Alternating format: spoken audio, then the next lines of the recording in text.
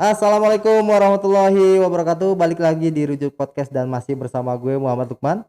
Kawan Rujuk, hari ini Rujuk Podcast berkesempatan kedatangan tamu spesial nih. Beliau adalah sosok muda milenial yang juga anggota DPRD Kota Bekasi. Siapa lagi kalau bukan Bang Faisal. Assalamualaikum Bang Faisal. Waalaikumsalam. Apa Sehat kabar? sehat Abang Go. Luar Alhamdulillah. biasa. Bang Faisal lagi sibuk ngapain aja nih? Iya, alhamdulillah. Peran sebagai Wakil rakyat ya. ya kita coba belajar untuk memaksimalkan peran itulah di dapil. Oke. Nah, saat ini kan Bang Faisal diamanahkan sebagai anggota DPRD di Komisi 4 ya. Ya, Bidang kesehatan, pendidikan dan kesejahteraan masyarakat ya. ya termasuk kepemudaan juga. Kepemudaan juga. Karena masih muda juga nih. Mudah-mudahan. Bang, di politik ini seperti apa sih Bang? Kalau bicara Abang kan sosok udah sukses duluan nih sebagai sosok pengusaha yang udah kuat, kental di bidang usaha. Nah, beralih menjadi sosok politisi. Nah, menjadi orang politik seperti apa yang Abang rasakan? Ya, sebenarnya semuanya mengalir ya. Oke. Artinya memang kalau saat ini dapat peran sebagai wakil rakyat, ya kita belajar yang terbaik, ya kan, baik itu untuk dapil, untuk partai kita sendiri, juga untuk pimpinan. Oke. Artinya hari-hari ini kita dedikasikan untuk tugas kita. Partai katakan menugaskan saya di Komisi 4, sisi lain juga di Bapemberda. Oke. Apa yang bisa manfaat buat masyarakat, buat kepentingan Bekasi, ya kita upayakan lah. Tapi enjoy aja nggak sih jadi wakil rakyat? Karena waktu 24 jam hampir nih tersita penuh nih buat masyarakat juga gitu. Harus enjoy, kalau nggak bisa maksimal nanti kan. Iya. Jadi memang benar-benar apa yang memang menjadi tupoksi kita resapi, dan memang kita upayakan lah semaksimal mungkin bisa bermanfaat buat wilayah. Karena gue lihat dari muka lu nggak ada wajah capek-capeknya sebagai wakil rakyat gitu. Apa dibawa karena mungkin tadi ya menikmati sebagai seorang politisi ya tadi bermanfaat buat masyarakat seperti itu kali ya. Iya, karena kan contoh lah 1 tahun kita dikasih kesempatan 3 kali reses. Oke. Saat itu kita ketemu banyak masyarakat, kita melihat keinginan mereka, itu kan menjadi semangat tersendiri buat kita kan. Sehingga ya kita kan sifatnya berupaya semaksimal mungkin gimana caranya keberadaan kita bisa bermanfaat lah. Oke. Nah, ini bicara Kota Bekasi, Bang. Siap. Kemarin 10 Maret baru ulang tahun. Ya, Dirgahayu. Wih, bajunya 24 tahun. Iya dong, kita bajunya kuning banget. Alhamdulillah nih, gue ngikutin nih. Jaketnya kuning juga nih. Iya. Frekuensinya berarti hampir sama. Iya. Artinya 24 tahun Kota Bekasi, menurut Bang Faisal sebagai anggota dewan nih, Kota Bekasi sudah seperti apa saat ini? Ya. Satu kalimat yang bisa saya katakan luar biasa. Luar biasa ya. Karena kan apalagi kemarin pada saat paripurna itu ternyata Bekasi ini banyak sekali mendapatkan penghargaan kan. Dan penghargaan itu kan tingkat nasional. Ya kan, artinya Dr. Rahmat Effendi luar biasa sukses. Diakui, ada pengakuan ya. Betul, dan itu menjadi motivasi kita kan. Gitu kan, supaya nanti setelah 2 periode beliau ini bisa dilanjutkan lagi dan semakin baik lagi. Luar biasa, artinya legasi beliau, peninggalan beliau nih untuk Kota Bekasi bisa diestafetkan gitu ya selanjutnya. Betul. Dan harusnya kan akhir dari beliau nanti menjadi titik awal dari penerusnya. Oke. Nah, Golkar Kota Bekasi saat ini kan dipimpin oleh PAD Puspitasari. Betul. Nah, pandangan Bang Faisal nih, selama hampir setahun ini ya dipimpin THD nih, Golkar seperti apa nih, Bang? Ya, pertama Teteh itu sosok yang milenial. Oh iya. Kedua, THD ini semangatnya luar biasa. Dan kebetulan kan saat ini juga beliau memang dipercaya sebagai ketua PMI. Iya. Jadi luar biasa Pak pergerakan PMI saat ini nih. Pada saat melihat, apalagi di saat pandemi saat ini ya. Artinya kan pandemi ini kan kita selalu mengedepankan yang namanya kebugaran. Betul. Imun harus baik. Ternyata bisa kita dapatkan pada saat mendonorkan darah. Nah, saat ini PMI di tangan Teteh itu benar-benar memaksimalkan perannya untuk masyarakat. Bahkan mereka itu punya program yang memang kalau masyarakat pengen sekali donor dan tidak Donor bisa plasma bepergian, juga ya termasuk ya itu ya. ya itu ada lagi. Oke. Tapi artinya donor darah ini mereka bisa jemput pakai motor mereka. Oh gitu. Jadi masyarakat tinggal tunggu di rumah. Tunggu di rumah, nanti langsung didatangi petugas PMI buat donor gitu. Betul. Luar Jadi, biasa ya gitu ya. sangat luar biasa. Dan dalam rangkaian HUT Kota Bekasi yang tadi kita bicarakan, alhamdulillah partai kami, Partai Golkar, bekerja sama dengan PMI untuk mengajak masyarakat untuk mendonorkan darahnya. Nah, untuk proses awal ini kita lakukan di 5 titik. Dan kebetulan hari ini tadi dari Mustika Sari gitu ya. Betul. Antusiasnya luar biasa. Artinya kita berpikir kalau memang masyarakat memang ternyata senang dengan program ini, donor darah itu ya. Kita nanti akan roadshow lah di setiap titik-titik di mana masyarakat membutuhkan ini. Gitu. Artinya PMI pun bekerja luar biasa dengan stok darah yang memang dibutuhkan masyarakat di setiap rumah sakit. Masyarakat juga bisa mendonorkan darah ini untuk tujuan kesehatan badan. Gitu kan. Jadi kan ya kita hadir lah. Jadi sama-sama lah ada simbiosis mutualismenya ya. Jadi sosok TAD di mata Bang Faisal ya, kembali ke pertanyaan awal, 1 tahun terakhir ini Golkar Kota Bekasi dipimpin Teteh, itu luar biasa. Secara kepengurusan, kemudian konsolidasi dan ya tadi semangat kebersamaannya tumbuh ya di semua kader Partai Golkar ya. Iya. Nah ke depan mungkin Bang tantangan-tantangan ke Partai Golkar karena TAD kan memimpin Kota Bekasi sebagai generasi milenial. Nah ke depan sendiri Partai Golkar pengen seperti apa sih Bang? Dengan dipimpinnya Teteh, dengan Teteh itu memimpin Golkar Kota Bekasi ini, memang beliau berharap seluruh kader ini berbaur dengan masyarakat. Kita juga melihat apa sih yang masyarakat inginkan, atau sebagai kader partai ini masyarakat pengennya kita seperti apa. Itu ini akan kita lakukan dengan sebaik mungkin. Artinya kepedulian Teteh terhadap masyarakat itu loh. Jadi ditumbuhkan semangat untuk seluruh kader Golkar Kota Bekasi bermanfaat buat masyarakat seperti itu ya. Luar biasa sebenarnya ide-ide beliau gitu ya Bang. Luar biasa, sangat luar biasa dan harus kita support. Nah, untuk seluruh kader sendiri solid nih Bang untuk bicara Golkar Kota Bekasi ya. Alhamdulillah ya.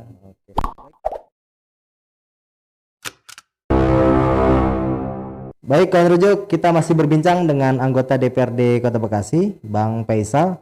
Bang tadi segmen 1 kita bicara Golkar nih Bang. Dipimpin Teh Ade Puspitasari yang secara kepartaian berjalan dengan baik nih ya. Alhamdulillah. Nah kalau segmen kedua kita pengen tahu nih Bang, Abang sebagai anggota dewan pernah nggak sih nyempetin waktu nggak sih dengan hobi-hobinya? Kalau bicara hobi kan Bang Faisal nih orang taunya otomotif ya kan. Nah masih sempet nggak tuh Bang? Iya, kalau hobi kan apalagi otomotif, kita ngelihat mobil orang di jalan aja udah seneng. Iya, ada waktu-waktu khusus lah. Tapi tipe mobil apa sih Bang yang paling lu suka? Karena gue ngeliat kayaknya di bagasi di rumah lu kayaknya banyak banget mobil Eropa tuh, jenis Eropa. Enggak lah, apa aja lah. Cuma kan namanya kita hobi otomotif ya, prioritas gimana kondisi mobil selalu prima, selalu bersih. Itu aja udah cukup. Kelihatan sih ya, lu sama mobil aja ngerawat diri juga gitu ya.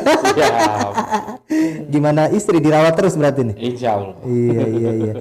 Kalau hobi otomotif biasanya pernah nggak mungkin ya dengan komunitas gitu, kumpul gitu? Ya kalau dulu sebelum nikah iyalah kita punya komunitas, masuk ke bagian modifikasi mobil kan gitu. Cuma kalau sekarang kan udah beda lagi, masih suka dengan otomotif tapi kita sebagai penikmat saja lah, melihat saja lah.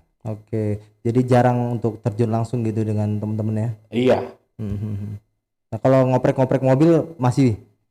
Iya, artinya kalau ada sesuatu yang dirasa nggak enak ya tentu kita langsung ke bengkel. Nah memang berdasarkan pengalaman itu kan akhirnya kita cepet lah antisipasinya gitu. Dari jenis mobil yang paling lu suka di rumah mobil apa nih Bang? Yang sering lu bawa misalnya ngantor apalagi kemana gitu? Sama aja. Kalau kondisinya baik bersih itu pasti enak kok. Yang penting kondisinya baik bersih. Bukan dari merek atau jenisnya gitu. Sama aja. Tapi perbedaan dari mobil jenis Eropa dengan mobil Jepang itu apa sih Bang? Kalau bicara dari kenyamanan, kemudian dari apa tadi mesinnya gitu, kekuatan mesinnya gitu. Sama, cuma memang karena iklim di Eropa agak berbeda, terkadang AC-nya nggak begitu maksimal pada saat di Asia ini ya. Gitu. Tapi kalau mobil-mobil Jepang kan memang AC-nya bagus ini. Selebihnya sih sama lah. Sama ya. Jadi dari segi apa AC-nya aja, pendinginnya aja gitu ya. Iya, karena kan memang asal negaranya juga memang Udah dingin, jadi nggak usah dingin-dingin lagi. mungkin ya. Akhirnya ke bawah sih. Oke, iya iya. Nah, selain otomotif kan Abang juga kan sosok pengusaha muda juga nih. Ya kan? Kalau bicara sosok pengusaha muda, apa sih jenis usaha yang Abang saat ini gelutin, Bang? Kalau usaha sih kita masih bidang properti ya. Properti ya? Artinya kalau ada rezeki kita beli bidang kapling, Dibangun, kemudian nanti dipasarkan gitu. iya. Hmm. Itu juga hobi juga itu. Itu hobi yang menguntungkan.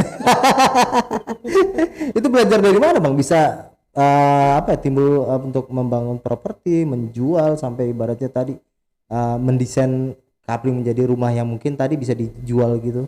Iya.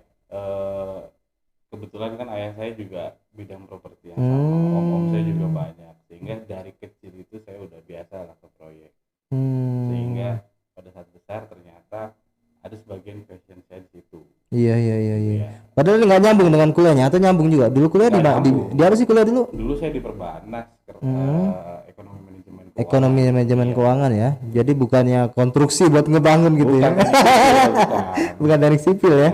Oke. Tapi mungkin udah belajar dari pengalaman orang tua juga ya tadi ya berkecimpung di situ. Udah terbiasa ya. Jadi yang mengikuti jejak sang orang tua abang aja nih di keluarga. Iya, untuk Properti bidang ya. properti ya gitu. Tapi kalau itu kan memang ada beberapa perusahaan yang memang menjadi vendor lah. Oke. Beberapa tempat saya dan adik-adik saya juga ikut serta lah.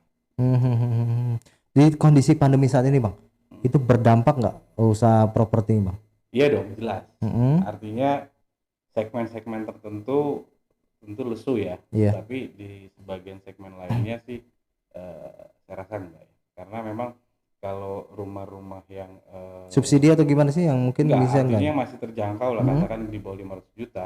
Itu kan memang incaran untuk kaum muda yang baru nikah ya. Iya. Mereka kan punya potensi untuk KPR masih dengan jangka waktu yang panjang, sehingga itu nggak terlalu berdampak. Cuma untuk menciptakan sebuah hunian yang harganya terjangkau, tentu kan disupport oleh beli tanahnya juga yang murah. Nah ini yang sekarang ini sudah sulit ya, apalagi di Kota Bekasi ya, tanahnya udah mahal-mahal semuanya. Iya, udah luar biasa. Kalau Bekasi kan udah maju semua. Iya. NJOP udah mahal, udah naik. Di selama ini ngebangun di mana bang? Kalau bukan mungkin selain di Bekasi, di Kota Bekasi? Iya, memang pada saat sebelum pandemi kita ada bermain di Jakarta. Oke. Gitu kan.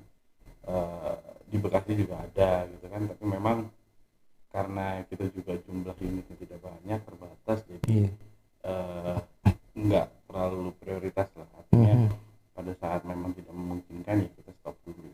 Oke. Nah yang ngebentuk karakter lu sebagai sosok yang tadi ya bisa berhasil sampai dengan saat ini nih siapa sih bang? Di balik itu semua, atau orang tua lu atau siapa gitu? Pastinya orang tua. Oke. Dan lingkungan juga.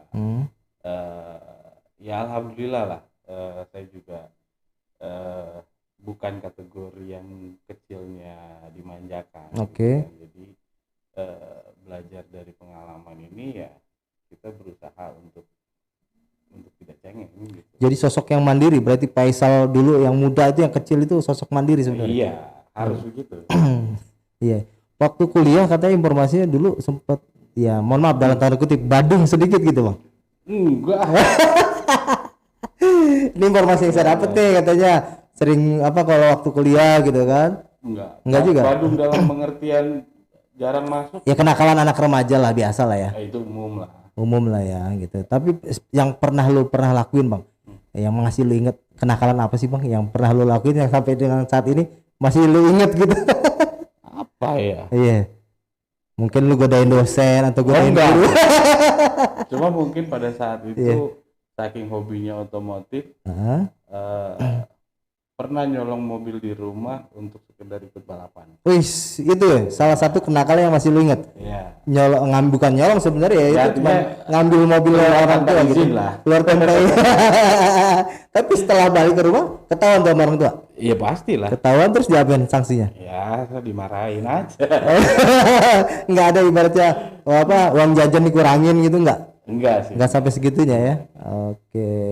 Nah, Kota Bekasi kan saat ini ingin menemukan ekonomi kreatif, Bang. Ya, betul. Ya kan? Abang dari sisi pengusaha udah berpengalaman. Nah, mungkin ke depan apalagi disinergikan dengan DPRD sebagai wakil rakyat. Apa sih, Bang, mungkin masukan atau solusi dari Abang sendiri untuk tadi menumbuhkan ekonomi kreatif di Kota Bekasi? Ya. Ini kan berarti kan seiring dengan apa yang pemerintah sudah Betul, tetapkan canangkan ya, oke. canangkan ya. Di Kota Bekasi juga saya berapa kali diskusi sama teman-teman di BPRS, Iya. ternyata mereka itu punya dana bergulir. Nah, ini informasi juga nih penting buat masyarakat. Nah, itu buat kawan rujuk barangkali yang mau tadi ya, Betul. mengembangkan ekonomi usaha, ada BPRS mungkin bisa Ya. mensuplai ya. Jadi memang syarat utamanya adalah teman-teman harus terdaftar dulu di Dinas UMKM Kota Bekasi. Oke, Ya, syarat usahanya terdaftar di Dinas UMKM. Betul. Oke. Nah, apabila memang sudah terdaftar, memungkinkan untuk mendapatkan pinjaman Oke. sampai 100 juta di BPRS. Oh, itu maksimal 100 juta ya? Betul, dengan bunga yang sangat ringan lah. Informasi terakhir kalau nggak salah hanya 4% setahun. 4% setahun. Ya. Wow, Dan itu oke. terbuka lah untuk siapapun teman-teman UMKM. Jadi Oke. ini udah peran penting pemerintah nih untuk mensukseskan program UMKM. Oke. Jadi mudah-mudahan masyarakat mengambil kesempatan ini dan akhirnya bisa memperbesar usaha mereka. Oke. Jadi tadi untuk mengembangkan ekonomi kreatif pemerintah sudah memfasilitasi melalui BPRS ya. Ya, dengan dana bergulir mereka ya. Oke. Nah, kemudian untuk pembinaan sendiri, Bang. Mereka kan selain mungkin dapat suplai bantuan, nah pembinaan sendiri mungkin dari dinas atau mungkin dari DPRD seperti apa? Kalau yang pasti Dinas UMKM ya, artinya Dinas UMKM juga kita beberapa kali ngobrol, memang mereka punya program-program pembinaan dan itu memang yang mereka bina ya tentu yang sudah terdaftar di mereka gitu kan. Jadi mereka akan cross check mana-mana yang memang berpeluang untuk maju, tentu akan menjadi binaan mereka.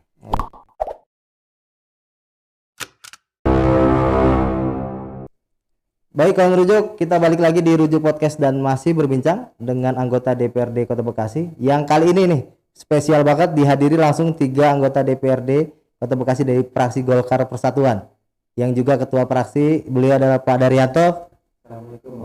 Waalaikumsalam warahmatullahi wabarakatuh. Dan Bu Uri Huriati.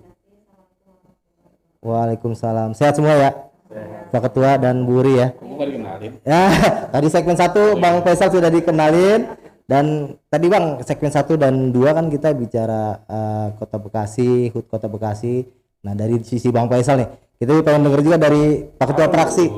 Oke, Pak Ketua Fraksi Pak Daryanto, Kota Bekasi memasuki usia 24 tahun nih Pak Daryanto. Nah, dari pandangan Pak Daryanto sendiri, sejauh mana sih Kota Bekasi nih di usia 24 tahun, baik dari sisi inovasinya, pembangunannya seperti itu? Iya, kalau melihat usia 24 tahun itu kan baru masih masa remaja. Oke. Dekat ke masa yang lebih dewasa. Betul. Dan saya melihat memang perkembangan saya dari lahir di Kota Bekasi sampai dengan saat ini luar biasa. Di 10 tahun kepemimpinan Pak Rahmat Effendi, kalau kami melihat itu pertama tentang PAD. Oke. PAD Kota Bekasi yang tadinya di bawah 1 triliun sekarang sudah mencapai 3 triliun. Dan masalah pembangunan saya merasakan sendiri dari saya kecil sampai dengan saat ini.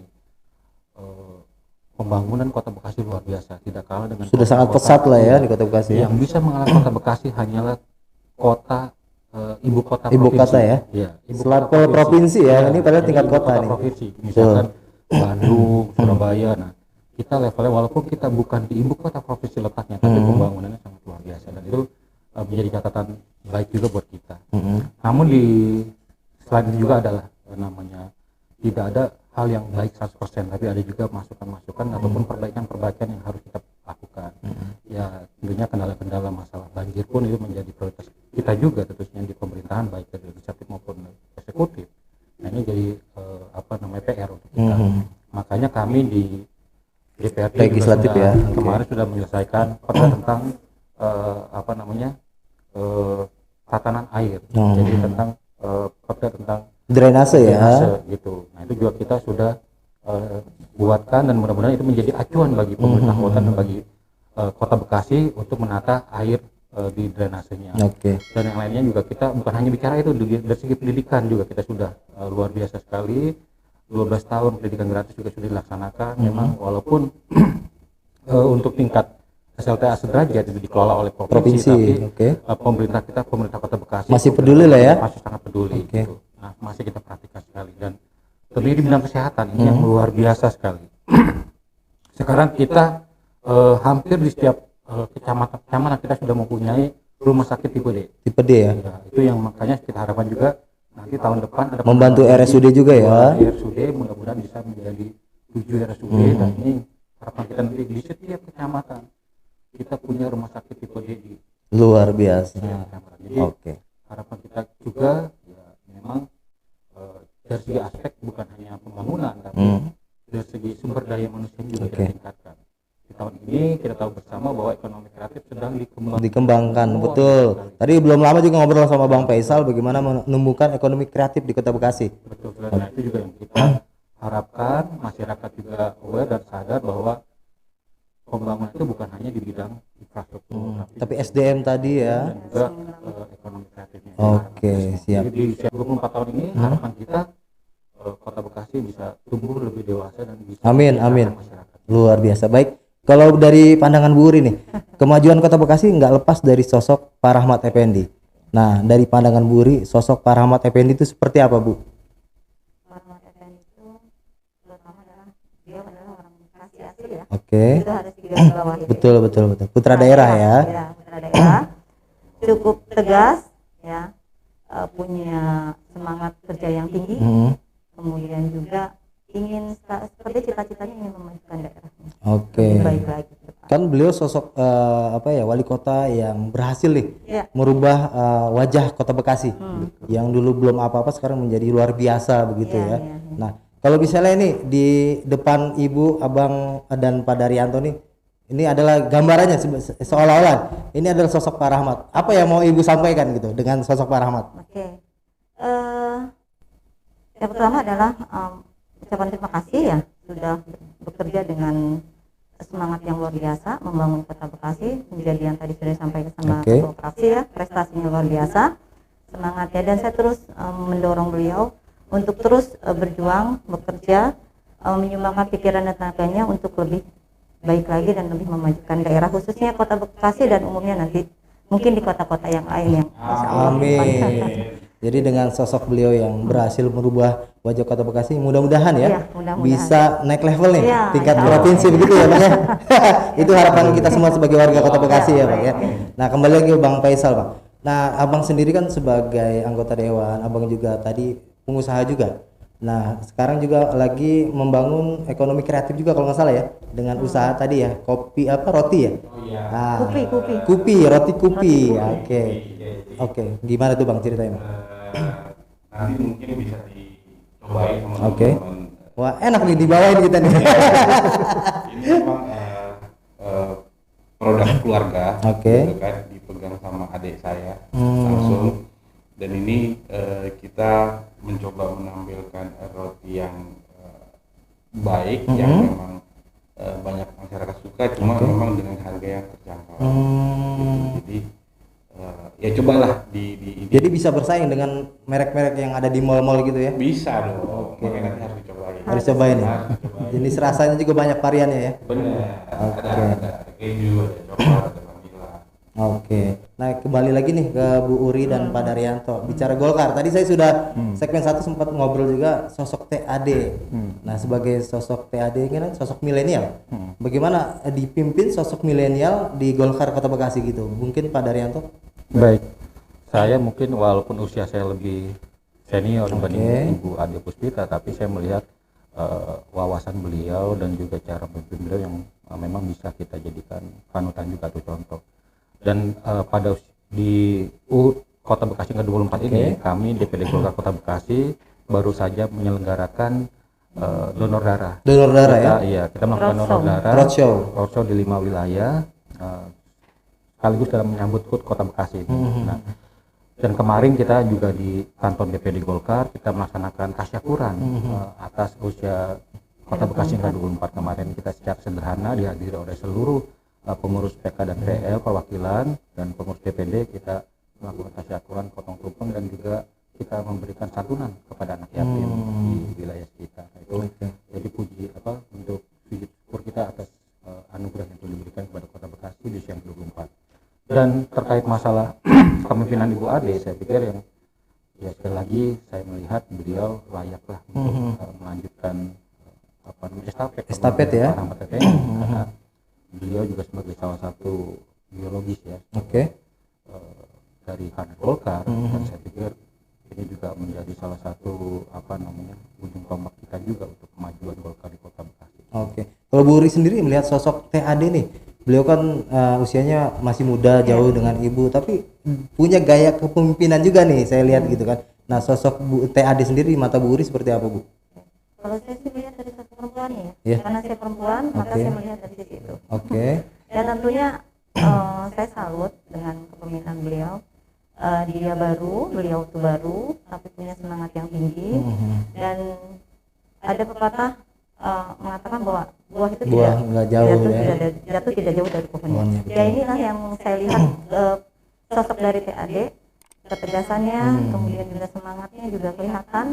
Ada seperti Pak Rahmat ya sosoknya gitu. Iya, orang tuanya karena kita orang tuanya adalah wali kita sekarang itu.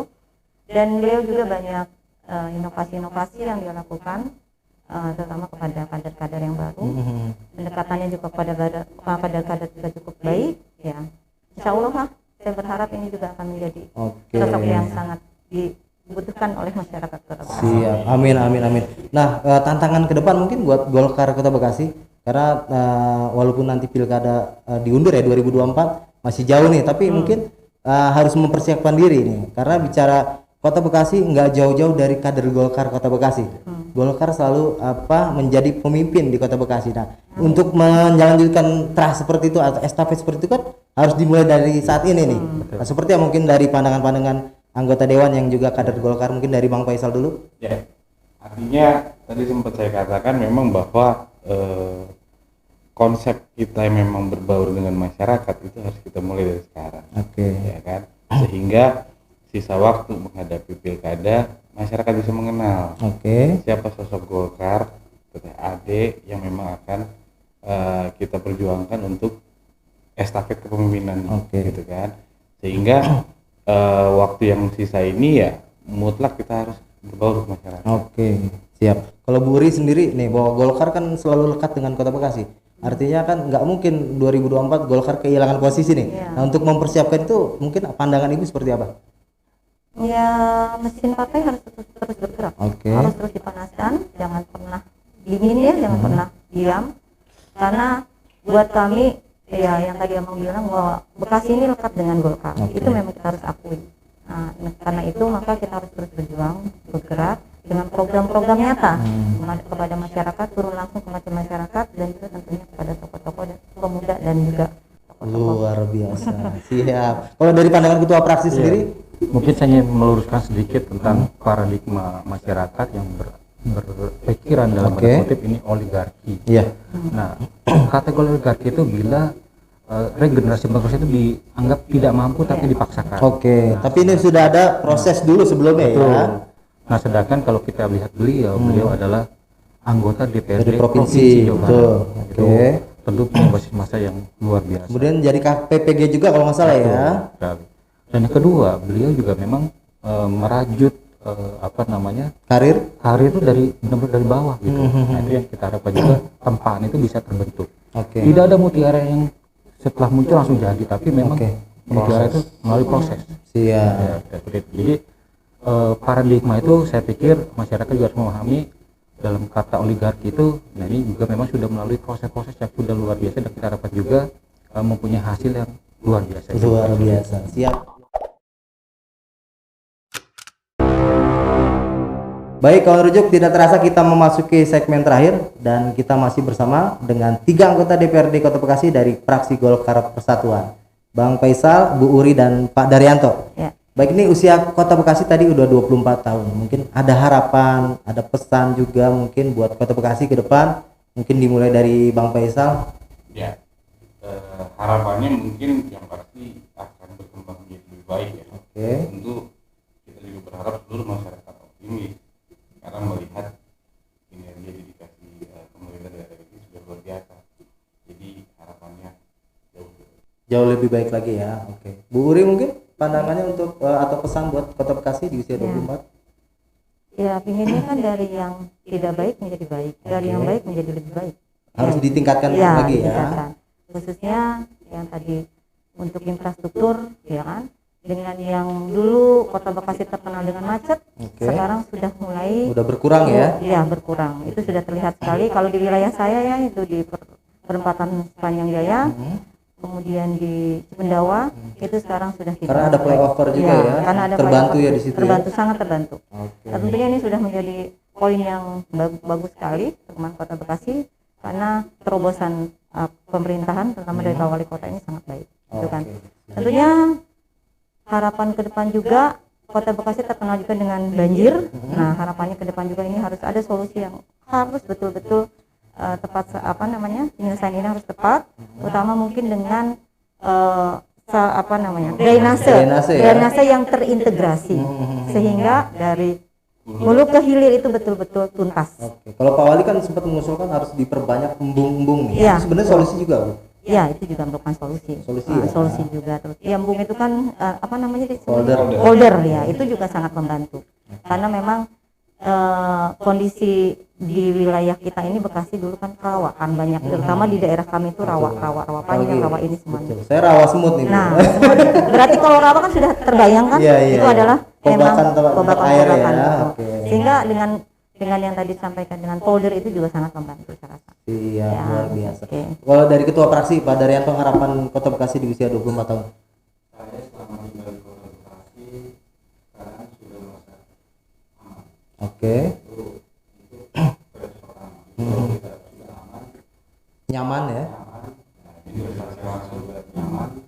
Yang hanya ada beberapa wilayah yang tadi kita bilang penanggulangan banjirnya, terus dengan pluralisme yang luar biasa. Iya, toleransinya cukup tinggi di sini ya. Sangat baik, terus di Kota Bekasi Dapat penghargaan, betul. dan juga kota investasi.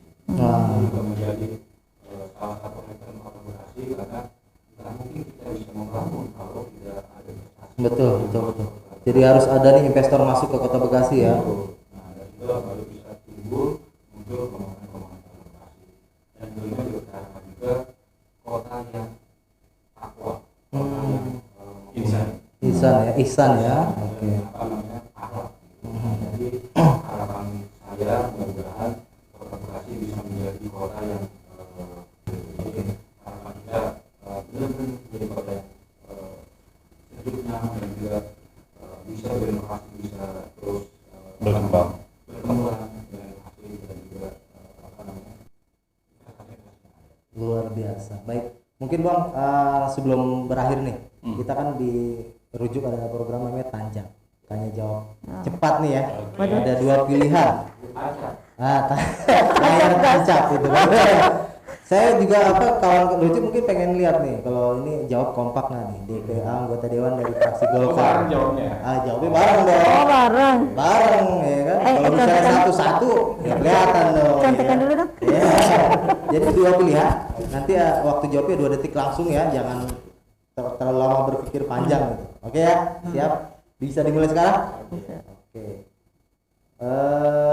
Untuk Pak Rahmat, baiknya untuk maju di DKI atau Jawa Barat? DKI. Wih, kompak nih, teruji. Oke. beliau itu salah satu aset yang terbaik di Kota Bekasi. Oke. Menurut saya beliau punya potensi dan juga pemahaman yang baik tentang membangun dan menata kelola kota. Oke. Luar biasa. Dan yang kedua harapan saya pribadi dan kami juga budaya di Kota Bekasi dan juga di Hampir sama karakternya, kulturnya ya. keberadaan beliau di sana itu bisa mengaktifkan kembali budaya-budaya Oke. Jadi siap nih kader Golkar Kota Bekasi Iya. untuk Siap. menghantarkan Siap. beliau ke DKI. Siap. Luar biasa, kompak nih baru ya. Iya. Oke. Baik, terima kasih Bu Uri, Iya. Bang Faisal, Pak Daryanto Iya. sudah hadir ke Sama-sama. studio Rujuk Podcast. Ini spesial di Hari HUT Kota Bekasi yang ke-24. 3 anggota dewan mampir ke studio Rujuk Podcast, luar biasa. Terima kasih sekali lagi. Sehat selalu semuanya. Baik, kalau Rujuk, Amin, demikian amin. demikian perbincangan kami dengan 3 anggota DPRD Kota Bekasi dari fraksi Golkar Persatuan, Pak Daryanto, Bang Faisal dan Bu Uri. Jangan lupa dukung terus channel Rukun Jurnalis Bekasi dengan cara like, komen, subscribe dan share sebanyak-banyaknya. Gue Muhammad Lukman undur diri.